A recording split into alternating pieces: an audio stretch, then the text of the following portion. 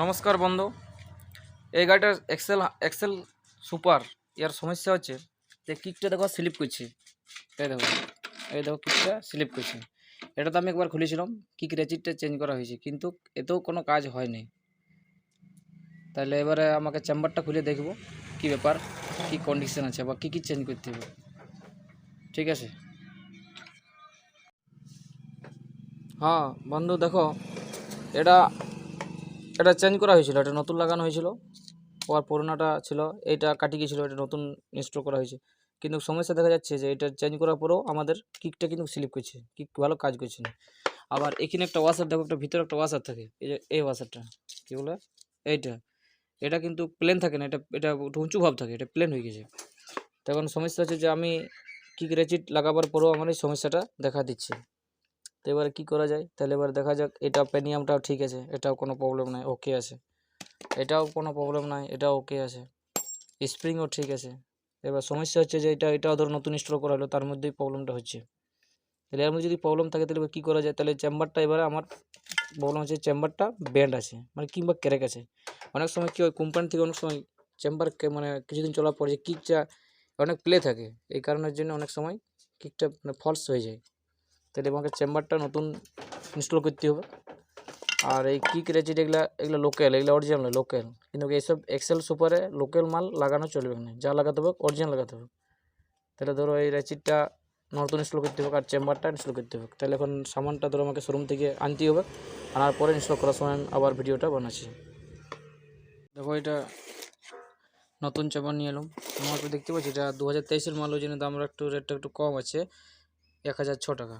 এখন আশা করি 1075 এরকম কিছু দাম হয়েছে।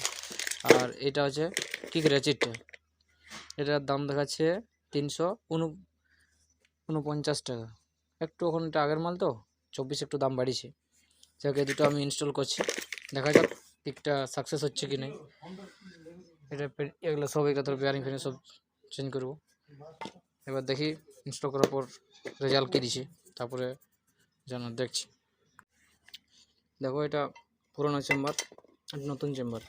এই চেম্বারটা আমি কমপ্লিট সব কিছু সেটিং করা হয়ে গেছে। এবার আমি এটা ইনস্টল করব, দেখা যাক আমাদের কিকের যে প্রবলেম আছে এই প্রবলেমটা সমাধান হচ্ছে কি নাই।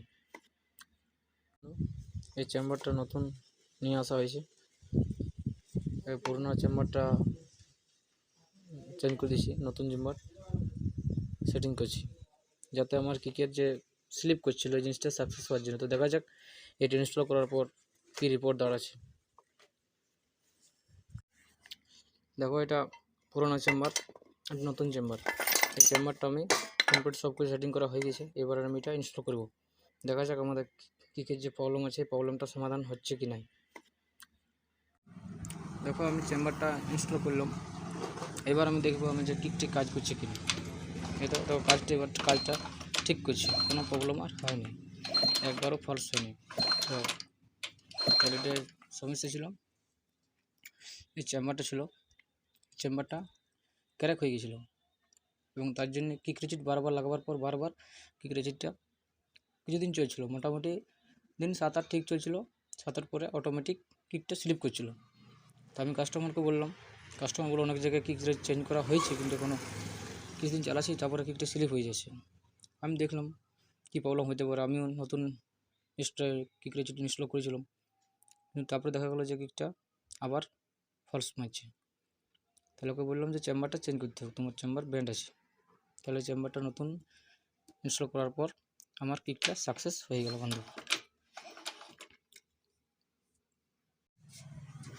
দেখো বন্ধু আমরা কমপ্লিট করেছি, এবার দেখা যাক স্টার্ট দিচ্ছি কি কাজ করছে কি না। ঠিক আছে,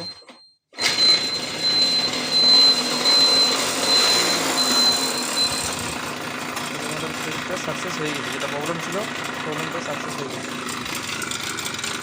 সব সেটিং হয়ে গেছে, কমপ্লিট করে দিয়েছি, বাস আমাদের কাজ ওকে।